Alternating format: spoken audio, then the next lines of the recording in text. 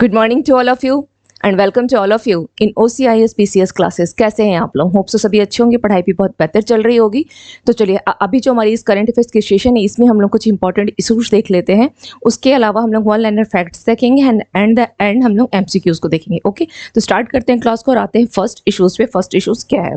First issues है हम लोगों के पास कि उत्तर प्रदेश की सरकार ने एक मेगा वृक्षारोपण अभियान को आरंभ किया है और इस अभियान के अंतर्गत क्या किया गया है कि 35 करोड़ जो है वृक्ष आपके जो है वो लगाए जाएंगे। ओके, इसका टारगेट कितना है? 35 करोड़ का टारगेट रखा गया है। इसमें 35 करोड़ का टारगेट है। किसके द्वारा आरंभ किया गया है? ये किसके द्वारा आरंभ किया गया है? ये तो उत्तर प्रदेश सरकार की योजना है। ये किसकी है? उत्तर प्रदेश सरकार के द्वारा कितना है? एक मेगा वृक्षारोपण अभियान का आरंभ किया गया और इसके तहत इस वृक्षारोपण में कितना का टारगेट किया गया है? 35 करोड़। ओके, 35 करोड़ से अधिक, 35 करोड़ से अधिक जो है ये वृक्षारोपण का टारगेट किया गया है, जिसके अंतर्गत इस 35 करोड़ से भी अगर आप देखें तो 30 करोड़ जो पौधे हैं वो लगाए जा चुके हैं। कब तक? 22 जुलाई तक ये हो चुका है। 30 करोड़ पौधे जो हैं 22 जुलाई तक लगाए जा चुके हैं। ओके, अभी आप लोगों ने देखा भी होगा, न्यूज़ पर देखते होंगे तो ये न्यूज़ में भी आपका जो है बिल्कुल कि पेड़ लगाते, बहुत जगह ये चल रहा है। यूपी में जो प्रोजेक्ट कार्यक्रम चल रहा था, अभियान चल रहा था, तो लगातार ये पेपर में भी दिखा रहा था। ठीक है, तो ये इसका क्यों? तो इसी अभियान का वो हिस्सा है जो आप लोग देख रहे थे आए दिन न्यूज़पेपर में, वो इसी अभियान का हिस्सा है जिसमें कि 22 जुलाई तक कितना 30 करोड़ पौधे लगाए गए हैं। अब चलिए हम लोग देख लेते हैं कि इसका विषय क्या है। विषय है मेगा वृक्षारोपण अभियान का विषय क्या है? पेड़ लगाओ पेड़ बचाओ। इस अभियान का क्या विषय क्या है इसका? पेड़ लगाओ पेड़ बचाओ। ओके, चलिए अब इसके साथ और क्या है, इसके अंतर्गत और क्या है कि अभियान कहाँ से शुरुआत किया गया था? तो अभियान की शुरुआत हुई थी मुख्यमंत्री आदित्यनाथ जी के द्वारा। कहाँ से किया गया? बिजनौर से। ओके, बिजनौर में एक प्लेस का नाम है विदुरकुटी आश्रम। बिजनौर में क्या है? विदुरकुटी आश्रम। यहाँ से इस आश्रम से इस अभियान का क्या किया गया है? आरंभ किया गया है। ओके, तो ये खास करके जो ये देख रहे हैं आप विदुरकुटी आश्रम, ये आपके यूपी स्पेशली अगर कोई एग्जाम लेता है तो वहां पर ये विदुरकुटी आश्रम पूछ सकता है। ओके, तो बिजनौर की विदुरकुटी आश्रम से इसका पौधारोपण का अभियान का शुरुआत किया गया। और मथुरा में इस अभियान में किसने हिस्सा लिया है? तो जो यूपी की राज्यपाल कौन है? आनंदीबेन पटेल। ओके, यूपी राज्यपाल कौन है? आनंदीबेन पटेल। इन्होंने मथुरा में इस अभियान में हिस्सा लिया है। इस वर्ष के वृक्षारोपण अभियान को 2 भागों में डिवाइड किया गया है। 2 भाग, क्योंकि टारगेट कितना है? 35 करोड़ का है। तो एक जो टारगेट इनका है, जो फर्स्ट स्टेज में 30 करोड़ पौधा का जो टारगेट है, ये तो पूरा हो गया। कब तक? 22 जुलाई तक। ये पूरा हो गया है 22 जुलाई तक। ओके, अब दूसरा जो इनका टारगेट है, दूसरा जो स्टेप इनका जो होगा, स्टेज जो है वो है 15 अगस्त। ओके, 15 अगस्त तक कितने करोड़ पौधे? 35 करोड़ पौधे लगाए जाएंगे। कब तक? 15 अगस्त तक। ओके, चलिए अब हम लोग आते हैं, इसके साथ ही देख लेते हैं यूपी के और भी कौन कौन से इंपॉर्टेंट न्यूज़ है। इसके साथ देख लेते हैं यूपी में और कौन कौन से न्यूज़ है। ठीक है, जो एडिशनल फैक्ट्स हैं यूपी के साथ, जो एडिशनल फैक्ट्स है उसको देख लेते हैं कि यूपी में क्या किया गया है। एक ई व्हीकल सब्सिडी, यहाँ पे थोड़ा सा मैं लिख दे रही हूँ 2-4 पॉइंट्स जो एडिशनल फैक्ट्स है। ठीक है, ओनली फॉर रिविजन के लिए 2-4 पॉइंट्स को आप और देख लें। ठीक है, या 2-4 पॉइंट्स और देख लें।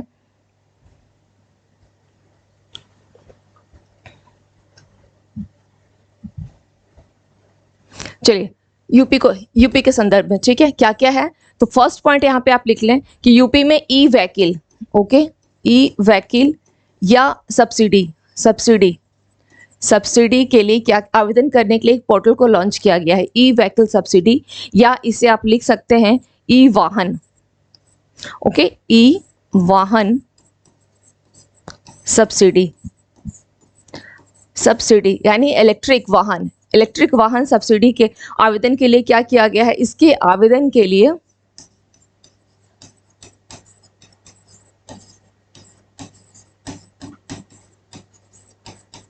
पोर्टल लॉन्च किया गया है, portal launch.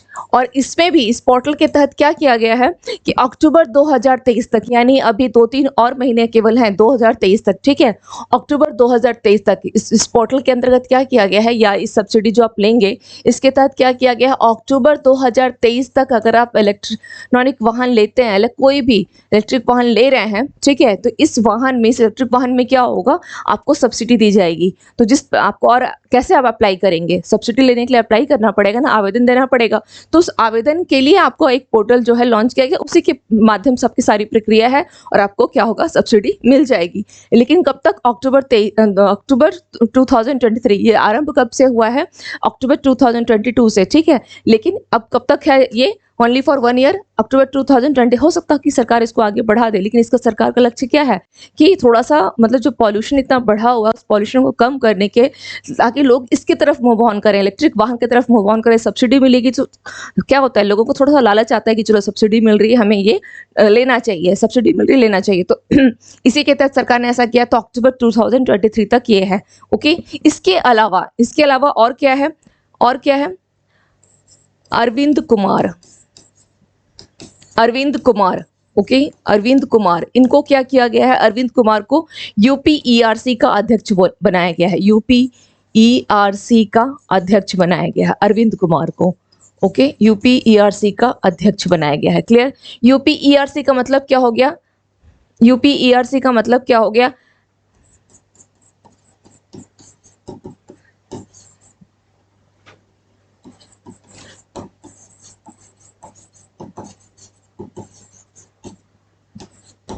Uttar Pradesh electric okay regulatory and commission, okay, UPERC का अध्यक्ष बनाया गया है। और ये इन्होंने कितने साल के लिए हैं, ये 5 इयर्स के लिए, 5 इयर्स हो या 65 इयर्स ऑफ एज, जो पहले आ जाए उनके लिए, ठीक है। और इन्होंने किसका स्थान लिया है, स्थान किसका लिया है, राज प्रताप सिंह का, राज प्रताप सिंह का, ठीक है। इन्होंने किसका स्थान लिया है, राज प्रताप सिंह का स्थान लिया है, स्थान लिया।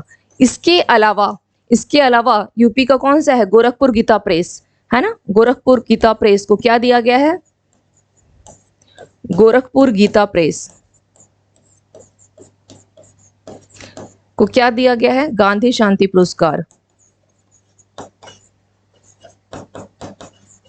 गांधी शांति पुरस्कार। और इससे भी ज्यादा जरूरी यह है कि किस ईयर के लिए दिया गया है, 2021। ये ज्यादा इंपॉर्टेंट है कि इस ईयर को ध्यान रखिएगा। 2021 के लिए क्या दिया गया है, गांधी शांति पुरस्कार किसको दिया गया है, गोरखपुर, ओके, गोरखपुर गीता प्रेस को, गोरखपुर गीता प्रेस को। वैदिक, भारत का पहला वैदिक थीम पार्क, भारत का पहला वैदिक थीम पार्क, ओके। ये सबको वन लाइनर पे ध्यान रखिएगा, इन सबको क्या करना है, वन लाइनर में याद रखना है, ठीक है। वैदिक थीम पार्क कहाँ है, नोएडा, नोएडा, ओके, नोएडा में। भारत का पहला क्या है, वैदिक थीम पार्क कहाँ है, नोएडा। और इसके साथ बहुत इंपॉर्टेंट एक और है कि महिलाओं के विरुद्ध जो अपराध होते हैं उसके निपटान के मामले में यूपी 2nd पोजीशन पर है, ठीक है। उससे भी इंपॉर्टेंट क्या है कि महिलाओं के विरुद्ध जो अपराध होते हैं, महिलाओं के विरुद्ध अपराध में,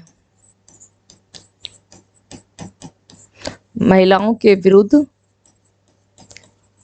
अपराध निपटान, ओके, मैं केवल इतना लिख देती हूँ, अपराध निपटान, ओके। इसमें यूपी किस पोजीशन पर है, इसमें यूपी जो है आपका वह 2nd पोजीशन पर है निपटान में, ओके, यूपी 2nd पोजीशन पर है, 2nd नंबर पर है, ओके। यूपी किस नंबर पर है, 2nd नंबर पर है। क्लियर, चलिए अब हम लोग आते हैं नेक्स्ट इश्यूज पे। नेक्स्ट इश्यूज क्या है, हिमाचल प्रदेश के मुख्यमंत्री, मैंने यूपी के बारे में इसलिए बताया है कि यूपी पीसीएस जो जिनको यूपी पीसीएस एग्जाम देना है, ठीक है, वो यूपी से रिलेवेंट जो भी न्यूज़ है, इससे क्या होगा, उनका यूपी स्पेशल भी तैयार होता जाएगा। क्योंकि इस यूपी स्पेशल में जो करंट पूछेगा यहीं से पूछेगा, और कहाँ से पूछेगा, है ना। करंट तो यही रहेंगे, कहीं आप किसी भी इस पे पढ़िए, करंट तो वही रहेगा, न्यूज़ तो नहीं बदल जाएगा। चलिए नेक्स्ट क्या है, हिमाचल प्रदेश के मुख्यमंत्री सुखविंदर सिंह सुक्खू ने सशक्त महिला ऋण योजना शुरू किया है। कहाँ के मुख्यमंत्री ने किया है, सशक्त महिला ऋण योजना। सबसे पहला सवाल, सशक्त महिला ऋण योजना कहाँ की है, ये हिमाचल प्रदेश, हिमाचल प्रदेश के मुख्यमंत्री के द्वारा। कौन है हिमाचल प्रदेश के मुख्यमंत्री, सुखविंदर सिंह सुक्खू। सुखविंदर सिंह सुक्खू ने क्या किया है, सशक्त महिला ऋण योजना।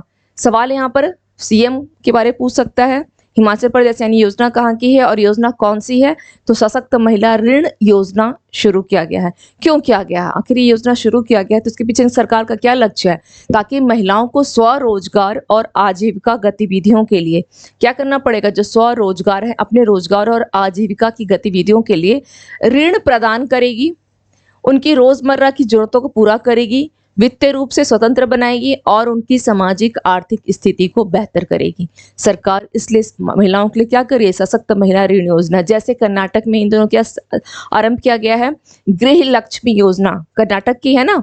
कर्नाटक में कौन सा चलाया जा रहा है? कर्नाटक में अगर बोला जाए इसी तरह से कर्नाटक की योजना कौन सी है, ध्यान रखिएगा, ठीक है। कर्नाटक की कौन सी योजना है?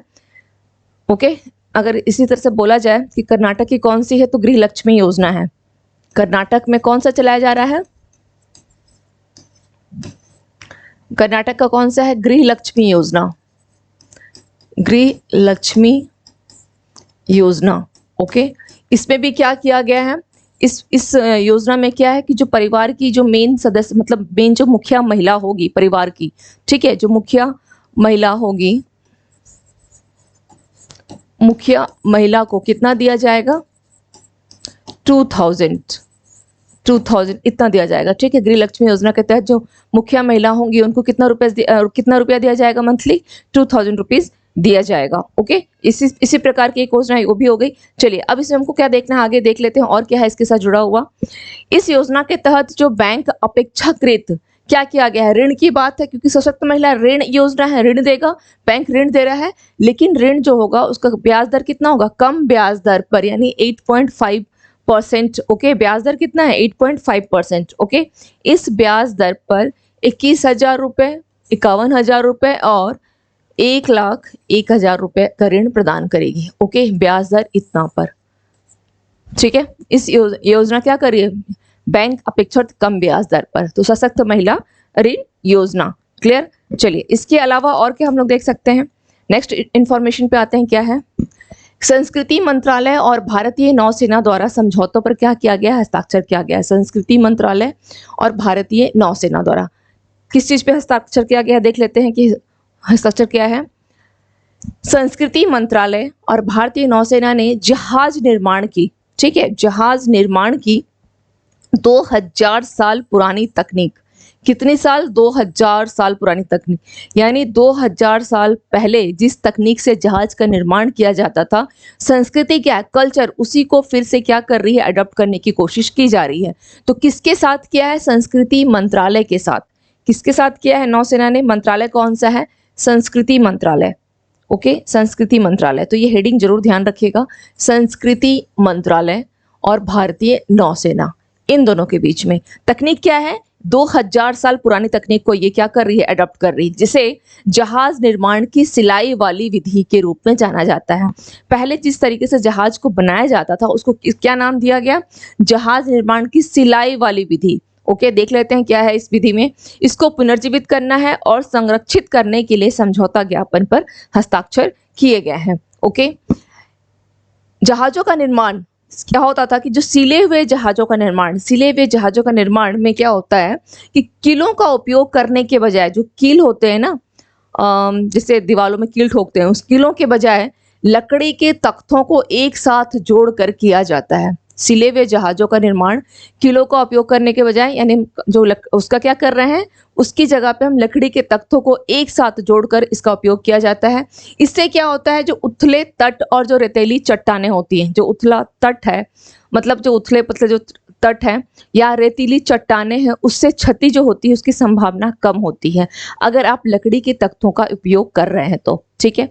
इसके साथ ही क्या है, जहाज सिलने की कला भारत के कुछ तटीय स्थानों में, विशेषकर छोटी स्थानीय मछली पकड़ने वाली नौकाओं के लिए बनी हुई है। ये जो आप देख रहे हैं कि सिलने वाली जहाज की ये जो प्रचलन है अभी भी कुछ छोटे जगहों में, क्योंकि आप देखते हैं कि कल्चर क्या है, ऐसा नहीं कि भारत से पूरा रिमूव हो गया है, नई टेक्नोलॉजी रिमूव, कहीं ना कहीं कुछ ना कुछ कल्चर अपने आप में जो है वो चलता रहता है। पुरानी जो चीज़ें हैं, जैसे पुरानी चीज़ों में अगर बोला जाए ओखली, अब क्या है, अब तो आपके पास ग्राइंडर आ गया तो ओखली का लोग कहाँ भूल गए हैं, ओखली है ना। या फिर अगर आप गांव में भी देखेंगे तो पहले क्या होता था कि जो गेहूं वगैरह होती थी, धान होती थी, लोग उसको घर में तैयार करते तो ओखली में कूट के।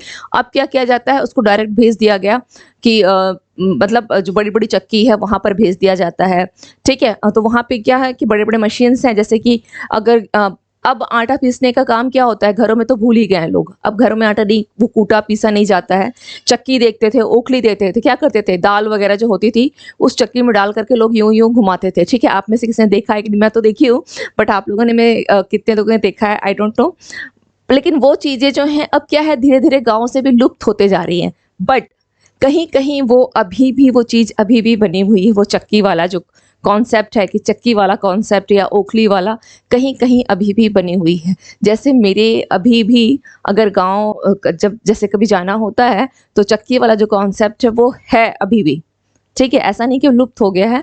तो उस तरीके से क्या है कि कहीं जो आप ये चीज़ देख रहे हैं, बेशक वो यूज़ कम होता है लेकिन वो है, अभी भी देखने को मिलता है। ठीक है, तो इससे क्या होता है कि हमारी संस्कृति में जो वो चीज़ है अभी भी तो बची हुई है, कुछ जगह ऐसी हैं।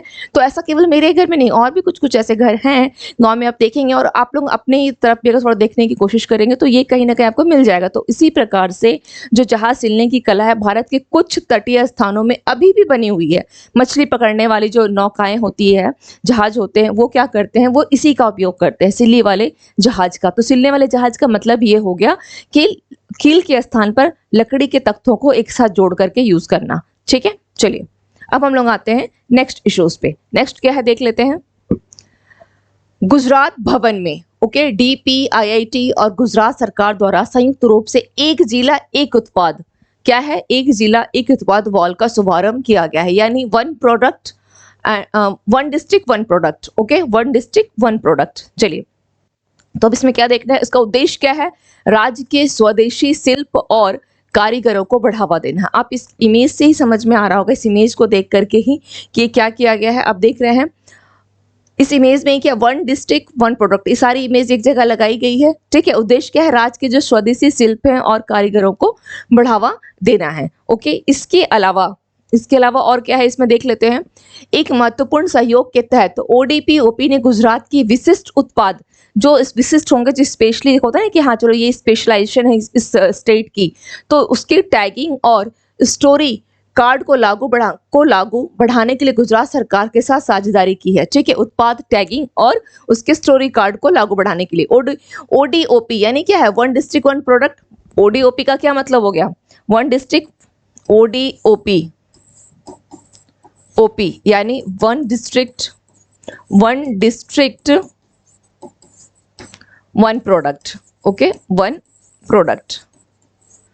प्रोडक्ट क्या है, गुजरात की 68 जो इसके यहाँ की स्पेशल चीज होंगी, 68 उत्पादों का एक समृद्ध संग्रह है। कितना है, 68 विशिष्ट उत्पादों का, जिसमें क्या क्या है, गमथी वहाँ की एक मतलब ब्लॉक प्रिंट है, वहाँ की क्या बोला जाए कि वहाँ की एक शिल्प कला में आती है गमथी ब्लॉक प्रिंट। मातानी, आप एक देख रहे हैं ये नाम, मातानी पछेड़ी। ठीक है, ये जैसी पारंपरिक शिल्प से लेकर के मूंगफली और जीरा जैसी कृषि उत्पाद तक शामिल है। मूंगफली और जीरा जैसी कृषि उत्पाद, यानी ये सभी क्या है, शिल्प को आप देख ही रहे हैं, क्या बोला है, शिल्प को बढ़ावा देना है। ठीक है, तो गमथी ब्लॉक प्रिंट और मातानी ये सब वहाँ की एक लोकल टर्म होगा। ओके, इसके साथ और क्या है, इसका उद्देश्य क्या है, उपभोक्ताओं को, जो कंज्यूमर्स हैं उनको एम्पोरिया आने के लिए, यानी जहाँ पर ये लगा हुआ है, बोल सकते हैं ये आर्ट जहाँ पे लगा हुआ है, एम्पोरिया आने के लिए प्रोत्साहित करना, बिक्री बढ़ाना। एम्पोरिया का मतलब क्या हो गया, जहाँ पे आपने ये एक एग्जीबिशन लगा रखा है। ओके, बिक्री बढ़ाना और राष्ट्रीय स्तर पर यानी नेशनल लेवल पे गुजरात के उत्पादों की दृश्यता को बढ़ाना है। तभी तो वहाँ के जितने भी वहाँ के उत्पाद हैं, 68 ऐसे स्पेशली जो उनके उत्पाद हैं, उनको एक संग्रह को कहाँ रखा गया है, क्या किया गया है, एक जिला के उत्पाद वॉल का मतलब क्या होता है, दीवार है ना, एक जिला एक उत्पाद का शुभारंभ किया गया है। कहाँ पर, गुजरात भवन में, DPIIT और गुजरात सरकार द्वारा संयुक्त रूप से। ओके, फिर क्या दिया गया है कि गुजरात में ODOP कार्यक्रम क्या करेगा, बाजार में अपनी उपस्थिति का विस्तार करने के लिए विशेष रूप से कुछ उत्पादों पर केंद्रित रहा है। जैसे विशेष क्या इसकी स्पेशलाइजेशन है जिस पे वो केंद्रित रहा है। ये बहुत आसान है समझना कि गुजरात ने क्या किया है, उनके जो शिल्प है, उनके जो 68 शिल्पों का पूरा एक बोल सकते हैं वहाँ की जो स्पेशलाइजेशन जो चीज़ें हैं उनको लेकर के एक एग्जीबिशन लगाया है। इस एग्जीबिशन में क्या किया है, ताकि अपना एक मार्केट में अपनी पहचान बना सके, अपनी वैल्यूज़ को और आगे बढ़ा करके लेके जा सके, जिसके तहत कुछ और भी इम्पोर्टेंट जो है, जो मतलब बाजार जिनका है, जैसे सुजानी हैंडलूम, ओके, क्या है ये? सुजानी हैंडलूम, सुजानी हैंडलूम, जामनगरी, बंधनी, बंधनी एक होता है ना, आप लोग में से बहुत ऐसी मतलब गर्ल्स होंगी या महिलाएं जिनकी मम्मी भी ऐसे यूज करती, जो बंधनी साड़ी या एक कहते हैं ना कि बंधनी सूट वगैरह आता है, बंधई सूट, बंधनी, तो ये क्या हो गया? जामनगरी, बंधनी और पाटन पटोला।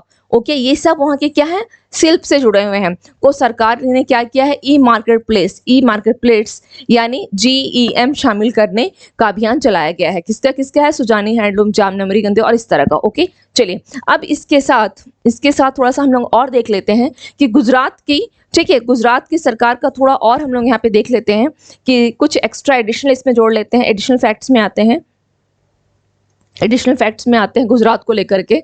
ओके, गुजरात को लेकर के कि प्रधानमंत्री गुजरात के बारे में, ठीक है, कुछ एडिशनल फैक्ट देख लेते हैं। क्या है? प्रधानमंत्री जन आरोग्य योजना, ठीक है, प्रधानमंत्री जन आरोग्य योजना। इसके तहत, इस योजना के तहत क्या किया गया है? इस योजना, प्रधानमंत्री जन आरोग्य योजना के तहत क्या किया गया है? जो बीमा की राशि है, बीमा की जो राशि है उसको क्या किया गया है? दोगुना कर दिया गया है। इसके तहत बीमा की राशि कितनी है? 2 गुना कर दिया गया है, 2 गुना कर दिया गया है। तो 2 गुना कितना कर दिया गया? बीमा की राशि कितनी है? 5 लाख की जगह कितना कर दिया गया है? 5 लाख की जगह कितना कर दिया गया है? 2 गुना यानी 10 लाख कर दिया गया है। 10 लाख कर दिया गया। किसने किया है? गुजरात सरकार ने किया है। ओके, गुजरात सरकार ने किया है।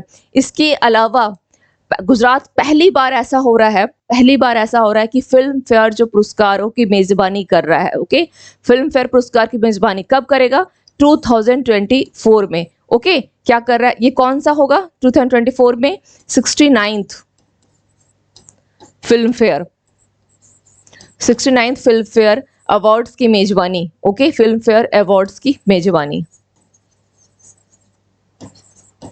मेजबानी कर रहा है। ओके, अगर बात की जाए मेजबानी, इसके साथ और एक चीज ध्यान रखिएगा, ये तो हो गई कि 69th की, ठीक है, 68th वाली यानी जो इस साल हुई है 2023 में, ठीक है, 2023 में हुई है, वो कौन सी है? 68th है। और ये कहाँ हुई है? ये फिल्म फेयर अवार्ड्स कहाँ दी गई है? इसकी मेजबानी किसने किया है? मुंबई। ओके, मुंबई ने किया है, ध्यान रखिएगा, इस बार मुंबई ने किया है। नेक्स्ट ईयर यानी 24 में गुजरात कर रहा है। ओके, इसके अलावा गुजरात के बारे में और देख लीजिए कि भारत की पहली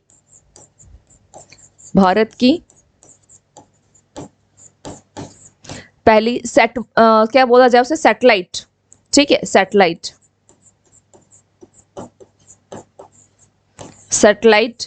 network portal site. Okay, satellite network portal site, ठीक है, भारत की पहली सैटेलाइट नेटवर्क पोर्टल साइट किसको मिलेगी? सैटेलाइट नेटवर्क पोर्टल साइट जो है ये भी गुजरात को मिल रही है। भारत की पहली गुजरात को, और दूसरी किसको मिलेगी? इसके साथ एक इन्फॉर्मेशन ध्यान रखिए, दूसरी तमिलनाडु को, ठीक है, दूसरी तमिलनाडु को। इससे क्या है? मैंने बताया क्लास में, जितने जो इंटरनेट जो है उसको मतलब और सस्ता करना है। ओके, इसे और सस्ता करना है, तो पहली गुजरात है और दूसरी तमिलनाडु है। इसके अलावा जो निर्यात सूचकांक जारी किया गया है, चलिए इसमें तो तमिलनाडु ही फर्स्ट आ जाएगा, इसको यहाँ छोड़ दीजिए, उसको फिर कहीं किसी और में बता दूंगी, इसको रहने दें, ठीक है। चलिए अब आते हैं हम लोग दूसरे न्यूज पे। दूसरा इश्यूज क्या है?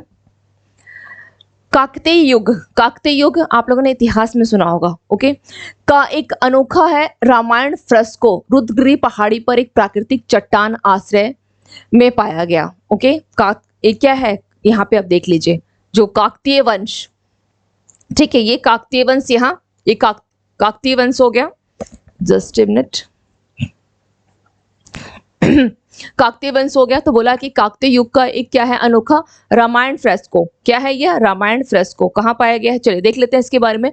मध्य पाषाण काल के प्रागैतिहासिक शैल चित्र काकतीय राजवंश की उत्कृष्ट कलाकृतियां कहाँ पहाड़ी पर खोजी गई है? कहाँ पर? मध्य पाषाण काल के प्रागैतिहासिक शैल चित्रकला। और किससे संबंधित है? तो रामायण फ्रेस्को से। जैसे कि वहां पे कुछ एक मतलब बोला जाए कि जैसे पहाड़ है, जो चट्टान गुफा है, एक गुफा है तो हनुमान जी का कुछ स्टोरी दिया है, एक में राम जी का कुछ है, एक में वो क्या है बाली सुग्रीव इनका कुछ दिया हुआ है। तो उतना डिटेल हमें इस पे नहीं जाना है, हमें जाना है किस पे है कि ये कहाँ पाया गया है।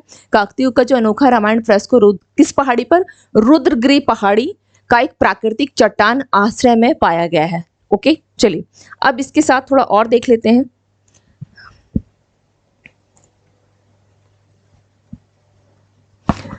रुद्रगिरी पहाड़ी कहाँ है? आंध्र प्रदेश के ओरवा कल्लू गांव में स्थित है रुद्रगिरी पहाड़ी। सवाल पूछेगा कि किस पहाड़ी पर ये पाया गया है। ओके काकतीय युग का अनोखा रामायण फ्रेस्को तो रुद्रगिरी पहाड़ी पर। काकतीय राजवंश के एक प्रमुख व्यक्ति कौन है? गणपति देव महाराजा ने रुद्रगिरी में पाई गई समृद्ध प्राचीन भित्ति चित्र यानी मरूल पेंटिंग विरासत का संरक्षण किया था। ओके किसने किया था? गणपति देव महाराज ने। ओके चलिए नेक्स्ट हम लोग आते हैं, देखते हैं क्या है काकतीय राजवंश के बारे में, क्योंकि थोड़ा इतिहास से संबंधित है तो इसको हिस्ट्री पॉइंट ऑफ व्यू से थोड़ा देख करके मतलब ध्यान रखिएगा, ठीक है। अगर हिस्ट्री में कुछ इस तरह से पूछ दिया काकतीय राजवंश को लेकर के तो यह दक्षिणी भारत का एक राजवंश था जिसने 12वीं से लेकर के 14वीं शताब्दी तक वर्तमान समय के कहाँ है, मैंने इमेज में दिखा दिया है, पूर्वी दक्कन क्षेत्र पर है, इमेज में दिख रहा है, पूर्वी दक्कन क्षेत्र पर शासन किया था। इनकी राजधानी कहाँ थी? काकतीय वंश की राजधानी वारंगल थी। ओके वारंगल, और रुद्रदेव प्रथम वारंगल के काकतीय साम्राज्य का पहला स्वतंत्र शासक था, रुद्रदेव प्रथम। और इस पहाड़ी का नाम क्या है? रुद्रगिरी पहाड़ी। ओके चलिए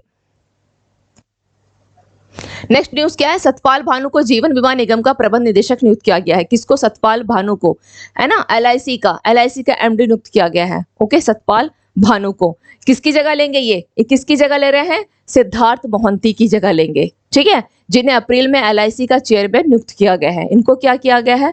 एलआईसी का चेयरमैन सिद्धार्थ मोहंती की जगह ले रहे हैं, जिन्हें अप्रैल में एलआईसी का चेयरमैन कौन है? सिद्धार्थ मोहंती। और इनको क्या बनाया गया है? एमडी नियुक्त किया गया है। यहाँ पे भी आप देख रहे हैं सतपाल भानु एलआईसी का एमडी नियुक्त किया गया है। ओके चलिए इसके अलावा जो हेडलाइन है उसको ध्यान रखना है, इस हेडलाइन को ध्यान रखना है, सतपाल भानु को जीवन बीमा का यानी एलआईसी का एमडी नियुक्त किया गया है, एमडी। क्लियर। नेक्स्ट पे आते हैं क्या है?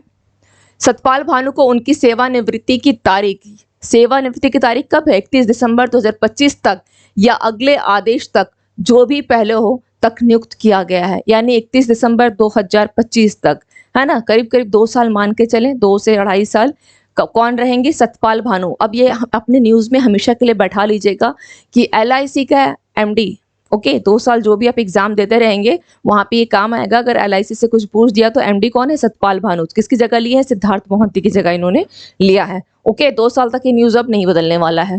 नेक्स्ट क्या है? प्रसिद्ध हैकर है, एक हैकर है केविन मेटनिक, इनका 59 वर्ष की आयु में जो है निधन हो गया। क्या थे? ये हैकर थे। ओके ये हैकर रह चुके हैं, हैकर। जापान ने सेमीकंडक्टर पारिस्थितिक तंत्र के विकास के लिए भारत के साथ क्या किया? समझौता किया है। भारत के साथ क्या करेगा? समझौता ही करेगा ना। जापान ने किसके लिए? सेमीकंडक्टर पारिस्थितिक तंत्र के विकास के लिए। ओके और यह संयुक्त राज्य अमेरिका के बाद भारत के साथ इस तरह के समझौतों पर हस्ताक्षर करने वाला क्या बोला जाएगा? इसे हस्ताक्षर करने वाला ये दूसरा क्वाड पार्टनर बन गया है। अमेरिका के बाद भारत का इस तरह से समझौता पर हस्ताक्षर का दूसरा क्वाड पार्टनर। क्वाड पार्टनर का मतलब क्या हो गया? Quad countries. कौन कौन सी क्वाड कंट्रीज हैं? Quad countries. Okay quad countries कौन कौन सी हैं? क्योंकि बोला गया है दूसरा क्वाड पार्टनर बना है ना भारत के साथ इस तरह से समझौता पर हस्ताक्षर करने वाला, यानी अमेरिका के बाद, अमेरिका पहला है और जापान दूसरा है। तो क्वाड कंट्रीज कौन कौन सी हैं? तो अमेरिका है, ओके, एक तो यूएस हो गया आपका, इसके अलावा यूएस हो गया, India, okay, Japan and Australia. Okay ये क्या है? क्वाड कंट्रीज हैं। ये क्या है? क्वाड कंट्रीज हैं। ओके अमेरिका, भारत, जापान और ऑस्ट्रेलिया। और इस क्वाड का एक इंफॉर्मेशन ध्यान रखिएगा कि इस क्वाड की जो अभी बैठक होने वाली थी, ये बैठक कहाँ? ये बैठक मई में जब आप प्रधानमंत्री मोदी जी किस पे विदेश दौरे में गए थे, जापान में जब G7 हुआ था। ओके तो इनका दौरा कहाँ था? ऑस्ट्रेलिया का था, पापुआ न्यूगिनी, 3 जगहों का था। कहाँ कहाँ गए थे? जापान, ऑस्ट्रेलिया, जापान के बाद पापुआ न्यूगिनी, क्रम में अगर देखा जाए, उसके बाद ऑस्ट्रेलिया गए थे। ओके लेकिन यहाँ पर इसी क्वाड की बैठक जो है कहाँ होनी थी? ऑस्ट्रेलिया के सिडनी में। इस क्वाड की बैठक कहाँ होनी थी? ऑस्ट्रेलिया के सिडनी में। ठीक है, होना तो कहाँ था, सिडनी में इसका बैठक होना था, ऑस्ट्रेलिया सिडनी। ओके, सिडनी में इसकी बैठक होनी थी, लेकिन ये बैठक वहां नहीं हो पाया। ओके, नहीं हो पाया तो कहाँ हुआ, बैठक तो हुआ तो कहाँ हुआ, तो इस बैठक को कहाँ कर दिया गया, जापान में। स्क्वाड की बैठक को कहाँ कर दिया गया, जापान में। ओके, जापान में कर दिया गया था, जापान में किया गया। ओके, जापान में इसका किया गया, जापान टोक्यो में इसकी बैठक की गई थी, बैठक। ओके, क्वाड की बैठक यहाँ की गई थी, ये ध्यान रखिएगा, ठीक है, क्योंकि यहाँ होना था नहीं हुआ था, इसको भी ध्यान रखना है कि ये होना यहाँ था और नहीं हुआ था, ठीक है। चलिए, इसके अलावा और इसमें आप देखेंगे, हाँ एक चीज और ध्यान रखिए, जापान के प्रधानमंत्री कौन है, जापान के प्रधानमंत्री कौन है, जापान के प्रधानमंत्री फूनियो किशिदा, ठीक है, किशिदा, ये कौन है, जापान के प्रधानमंत्री हैं। Okay, Fumio Kishida, clear. चलिए नेक्स्ट पे आते हैं।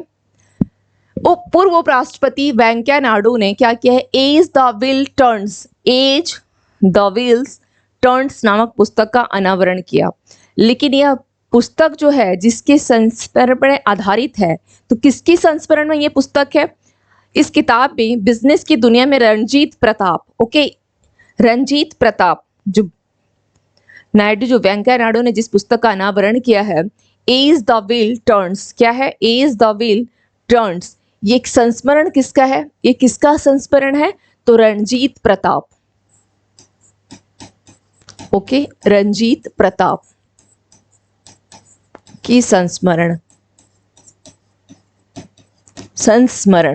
ओके, रंजीत प्रताप की संस्मरण क्या है, एज द व्हील टर्न्स। इस किताब में बिजनेस की दुनिया में रणजीत प्रताप की 50 साल की क्या की गई है, 50 साल की इसमें उनकी जो है अपनी एक उल्लेखनीय यात्रा का जिक्र किया गया है।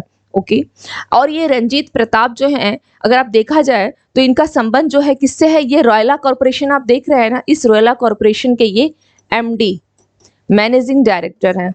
ओके, रॉयला कॉर्पोरेशन अपनी स्थापना का 75वां वर्ष मना रहा है।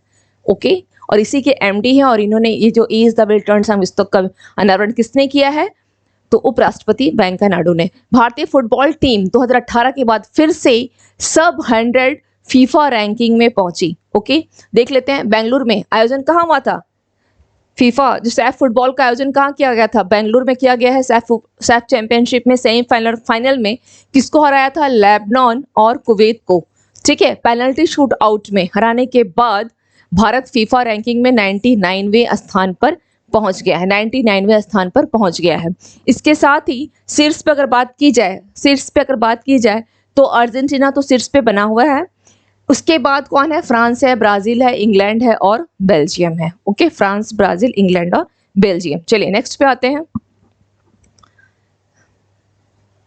चलिए, ये मैप भी शो करना होगा ना, क्योंकि ये स्टूडेंट की रिक्वायरमेंट है, क्या है, मैप शो करना होगा, क्या क्या है, फ्रांस है, ब्राजील है, इंग्लैंड और बेल्जियम। देख लेते हैं, अर्जेंटीना को भी दिखाना होगा, फ्रांस, ब्राजील, इंग्लैंड और बेल्जियम। ओके, ब्राजील हो गया।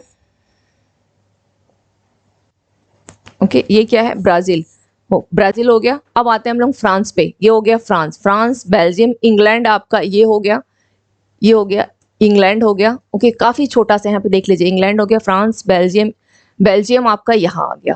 ओके, ये हो गया आपका बेल्जियम, ये बेल्जियम।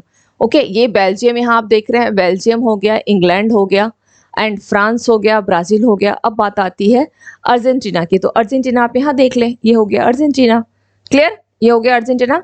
ये क्योंकि है ना, स्टूडेंट का कहना है कि मैप पे बता दो, तो ये है अर्जेंटीना जो फीफा जो रैंकिंग है उसमें टॉप पे लगातार बना हुआ है। अर्जेंटीना की बात की जाए तो क्या आ जाएगा, फ्रांस आ जाएगा। इसके अंदर फ्रांस है, बेल्जियम है, इंग्लैंड है, बेल्जियम है, ब्राजील है। ओके, चलिए अब हम लोग आते हैं नेक्स्ट न्यूज पे, क्या है देखते हैं। इस साल के लोकमान्य तिलक पुरस्कार से सम्मानित कौन होंगे, लोकमान्य तिलक पुरस्कार जो है पीएम मोदी जी जो है सम्मानित होंगे। लोकमान्य तिलक पुरस्कार का मतलब क्या हो गया, जो तिलक की, ठीक है, क्या था, इन्होंने स्वतंत्रता जो हमारा जो बोला जाए कि इनका एक बहुत बड़ी भूमिका रही है ना, भारत की आज़ादी में इनकी बहुत बड़ी भूमिका रही है, लोकमान्य तिलक। तो इनका जो डेथ हुई थी, इनकी डेथ कब हुई थी, इनकी डेथ हुई थी 1 अगस्त। ओके, कब हुई थी, 1 अगस्त 1920 में इनकी डेथ हुई थी, ठीक है। तो इसी के उपलक्ष्य में आप देखा जाएगा तो लोकमान्य तिलक पुरस्कार जो है 1 अगस्त को कब दिया जाएगा मोदी जी को, 1 अगस्त को दिया जाएगा, सम्मानित होंगे अगस्त, मतलब अभी 2-4 दिनों के बाद। ओके, इनकी डेथ हुई थी, ये तो इन्हीं की पुण्यतिथि में दिया जा रहा है 1 अगस्त 1920 को। और इसका आरंभ कब से किया गया है, ये तो इनकी डेथ हो गई, ये इनकी डेथ यानी डेथ आप लिख सकते हैं, मृत्यु हो गई, ठीक है। लेकिन इसका आरंभ, इस पुरस्कार का आरंभ कब से किया गया है, 1983 से, ठीक है। इस पुरस्कार का आरंभ कब से किया गया है, 1983 से। यानी अब इस साल इनकी कौन सी पुण्यतिथि है, इनकी 103वीं पुण्यतिथि। ओके, 103वीं पुण्यतिथि। इस पुण्यतिथि पर यह किसको दिया जाएगा पुरस्कार, पीएम मोदी जी को दिया जाएगा। उज्बेकिस्तान का प्रधानमंत्री कौन बना है, शौकत मिर्जियोव। किसके, उज्बेकिस्तान का प्रधानमंत्री शौकत मिर्जियोव। एडगर विक्स ने किस देश के समलैंगिक राष्ट्रपति के रूप में शपथ लिया है, लातविया। ओके, किस देश के राष्ट्रपति, समलैंगिक राष्ट्रपति, लातविया। लातविया जो कि आपका नाटो का सदस्य है, नाटो का सदस्य लातविया नाटो का सदस्य है। कब बना है, 2004 में, ठीक है। इसके साथ लिथुआनिया भी है, लिथुआनिया भी सदस्य बनाया गया है। लिथुआनिया भी कब बना था, 2004 में। यानी मैं हमेशा दोनों को एक साथ इसलिए लिखती हूँ क्योंकि लातविया और लिथुआनिया दोनों जो हैं एक साथ नाटो के सदस्य बनाया गया था। नाटो का गठन कब हुआ है, 1949 में, ठीक है। जो मेरी क्लास का वीडियो लगातार देख रहे होंगे, अगर उनको नाटो याद ना हो या लातविया लिथुआनिया याद ना हो, मतलब नहीं है फिर क्लास करने का, क्योंकि वो ऐसे ही याद हो जाएगा, ठीक है। मैंने इतने टाइम्स बताया। नाटो का गठन कब हुआ है, 1949 में, क्लियर। नाटो के टोटल कितने हैं, 31 सदस्य देश है, 31 इसके सदस्य देश हैं। और 31वां जो सदस्य है वो कौन बना है, 31वां सदस्य फिनलैंड बना है, फिनलैंड। ओके, चलिए नेक्स्ट पे आते हैं। नेक्स्ट क्या है, एक चीज और ध्यान रखिए, हाँ, लिथुआनिया को लेकर के, लिथुआनिया को अभी वहां का अगर बोला जाए जो राजदूत कौन किसको नियुक्त किया गया है, देवेश उत्तम। लिथुआनिया के बारे में ध्यान रखिएगा, देवेश उत्तम। ओके, देवेश उत्तम, चलिए ठीक है, देवेश उत्तम, यहाँ देवेश उत्तम। चलिए नेक्स्ट पे आते हैं। नेक्स्ट क्या है, एशिया ओलंपिक परिषद के अध्यक्ष कौन बने हैं, एशिया ओलंपिक परिषद बोला है तो शेख तलाल। एसबीआई कार्ड के सीईओ नियुक्त किया गया है अभिजीत चक्रवर्ती को। कहां अंत्योदय श्रमिक सुरक्षा योजना का पायलट प्रोजेक्ट शुरू किया गया है, तो गुजरात में किया गया है। ओके, इसके साथ देख लेते हैं और क्या है। न्यूनतम गारंटी आय विधेयक लाने वाला पहला राज्य कौन बना है, राजस्थान बना है ना। इसके अलावा विदेश मंत्री एस जयशंकर के अनुसार इस साल जून तक कितने लोगों ने भारतीय नागरिकता को छोड़ दी है, तो 87,000 लोगों ने 87,000 भारतीय नागरिकता छोड़ दी है। किस राज्य ने वृक्षारोपण जन अभियान 2023 के अनुसार आज 30 करोड़ पौधारोपण का लक्ष्य जो है रखा है, यानी 22 जुलाई को। ओके, किसने रखा है, उत्तर प्रदेश की सरकार ने, उत्तर प्रदेश की सरकार ने, क्लियर। स्पेस एक्स को किस देश ने इंटरनेट सेवा देने के लिए लाइसेंस दिया है, स्पेस एक्स को तो मंगोलिया ने दिया है। यूएनएचआरसी ने यूक्रेन जांच आयोग का सदस्य किसे नियुक्त किया गया है, वृंदा ग्रोवर। अंतर्राष्ट्रीय वित्तीय सेवा केंद्र प्राधिकरण यानी IFCSCA के अध्यक्ष कौन बने हैं, के राजा रमन को बनाया गया है। अपने पहले टेस्ट मैच में शतक जड़ने वाले तीसरे भारतीय ओपनर कौन बने हैं, यशस्वी जायसवाल। इंस्टाग्राम और फेसबुक के मालिक मार्क जुकरबर्ग किस माइक्रो ब्लॉगिंग ऐप को लॉन्च किया है, माइक्रो ब्लॉगिंग ऐप कौन सा है, थ्रेड्स को लॉन्च किया है, किसने, मार्क जुकरबर्ग ने, इंस्टाग्राम और फेसबुक के मालिक।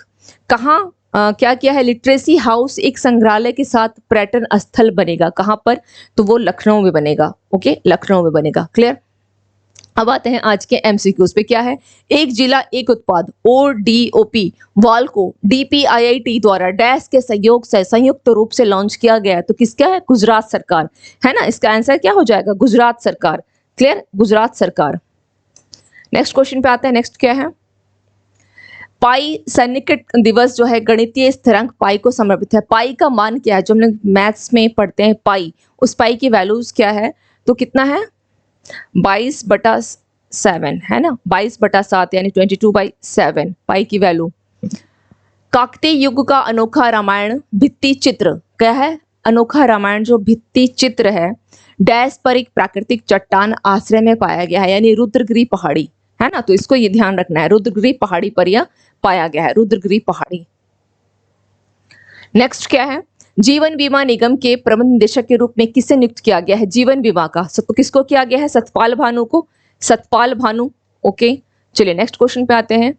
निम्नलिखित में से किस देश और भारत ने आर्थिक सहयोग, नवीकरणीय ऊर्जा और पर्यटन के महत्वपूर्ण क्षेत्रों को कवर करते हुए 5 समझौतों का आदान प्रदान किया है।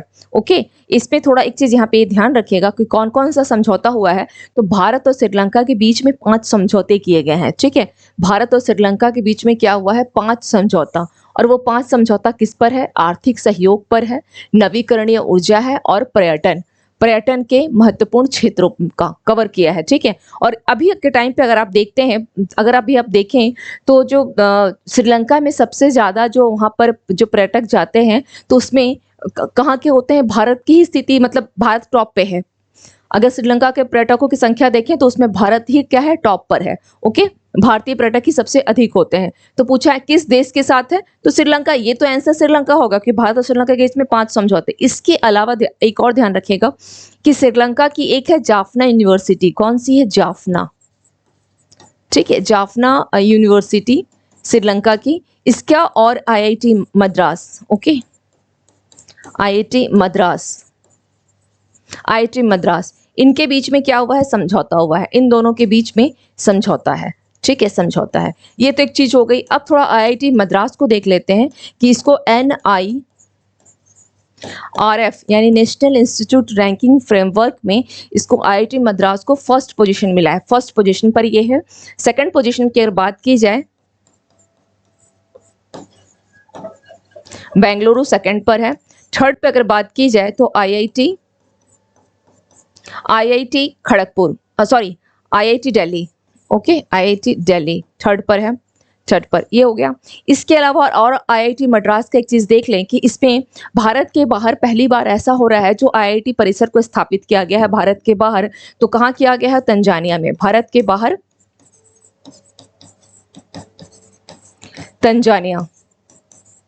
तंजानिया में, भारत के बाहर कहाँ स्थापित किया गया है, तंजानिया में। ठीक है, और हम क्या बोल सकते हैं, एक इन्फॉर्मेशन में पे और दे सकते हैं कि वो है IIT दिल्ली को लेकर के। IIT दिल्ली, जिस तरह से तंजानिया में भारत का पहला परिसर IIT परिसर खोला गया है तंजानिया के जिंजीबार में, उसी प्रकार से IIT दिल्ली जो है ये कहाँ खोला जा रहा है, इसका परिसर कहाँ खोला जाएगा, तो अबू धाबी। ओके, UAE के अबू धाबी में, UAE के अबू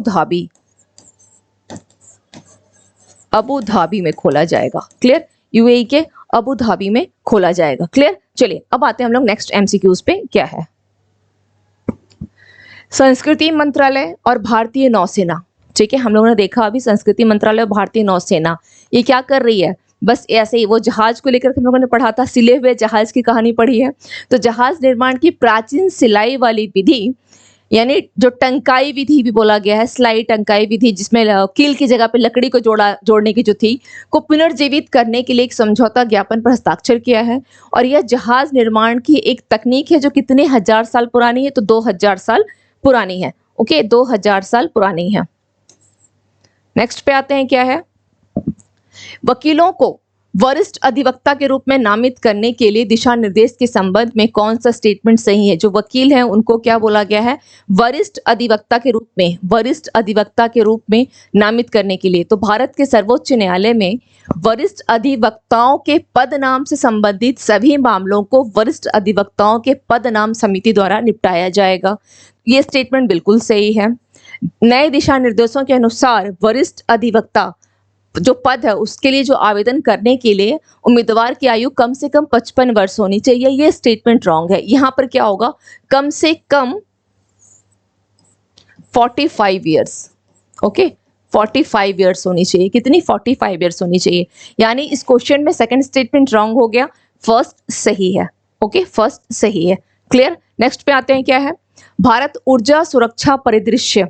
ओके, 2047 के बारे में पूछा है कि कौन सा स्टेटमेंट सही है।